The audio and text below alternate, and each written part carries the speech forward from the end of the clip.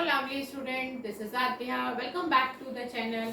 आज हम लेकर आए हैं 7th क्लास की चैप्टर 2 की एक्सरसाइज 2.2 जो कि मैंने बोर्ड पर मेंशन कर दी है और इसका हम क्वेश्चन नंबर 2 आज सॉल्व करेंगे। मैं क्वेश्चन एक बार रीड कर देती हूँ, उसका मीनिंग समझा देती हूँ और फिर हम क्वेश्चन को स्टार्ट करेंगे। Multiply and reduce the lowest form.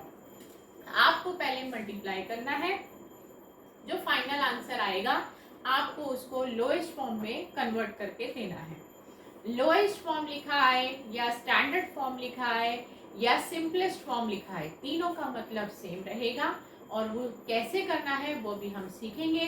तो मैंने इसका फर्स्ट पार्ट लिख दिया है यहाँ पर 2/3 इंटू 2 एंड 2/3, यानी कि एक फ्रैक्शन हमारा मिक्स्ड है और एक हमारा प्रॉपर फ्रैक्शन है। हम इसको सॉल्व करना सीखेंगे। सबसे पहला काम हम करेंगे, जो हमारा प्रॉपर फ्रैक्शन है उसको ऐसे ही हमने कॉपी कर लिया है, जो मिक्स्ड है उसको आप पहले इम्प्रॉपर में चेंज कर लीजिए। 3 2 6, इन दोनों का प्रोडक्ट करते हैं और ये वाला जो 2 आपका न्यूमरेटर में दिखाई दे रहा है वो ऐड हो जाएगा। 3 2 6 प्लस 2 8, 8/3। अब आप क्या करेंगे, इनका प्रोडक्ट कर देंगे।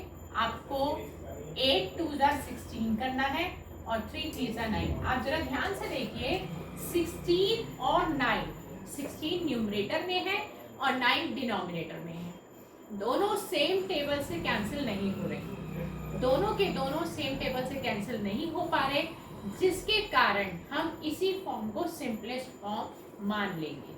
ठीक है, यही हमारा आंसर है। हम इसके कुछ पार्ट्स और लेके देखते हैं, जैसे कि हम इसका थर्ड पार्ट ले लेते हैं ताकि हमें कॉन्सेप्ट क्लियर हो जाए। 3/8 इंटू 6/4। सबसे पहले आप मल्टीप्लाई करेंगे न्यूमरेटर को न्यूमरेटर से, डिनोमिनेटर को डिनोमिनेटर से।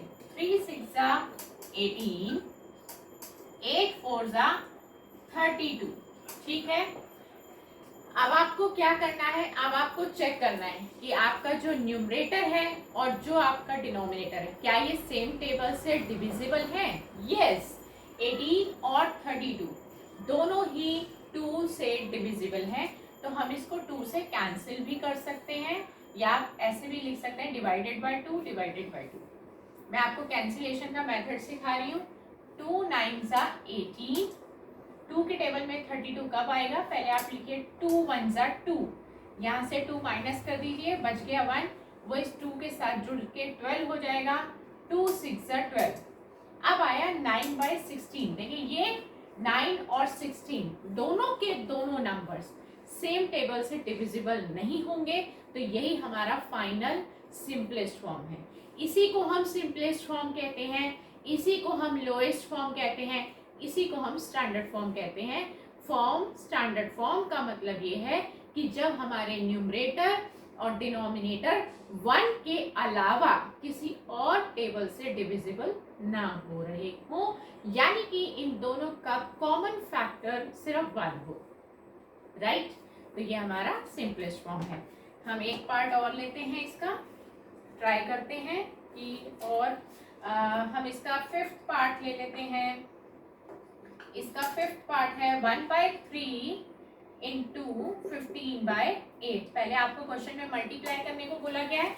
हमारा फ्रैक्शन टू फ्रैक्शन मल्टीप्लाई करने का कॉन्सेप्ट क्या रहता है, न्यूमरेटर को न्यूमरेटर से मल्टीप्लाई करिए, डिनोमिनेटर को डिनोमिनेटर से मल्टीप्लाई करिए। 1 इंटू 15 15 और 3 8 24।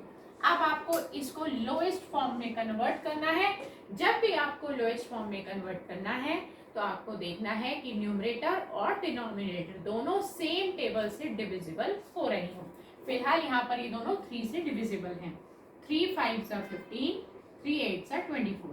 अब जो हमारे पास बचा 5/8, इनका कॉमन फैक्टर सिर्फ 1 है, यानी कि ये किसी भी सेम टेबल से डिविजिबल नहीं है। तो यही लोएस्ट फॉर्म, यही स्टैंडर्ड फॉर्म, यही हमारी सिंपलेस्ट फॉर्म।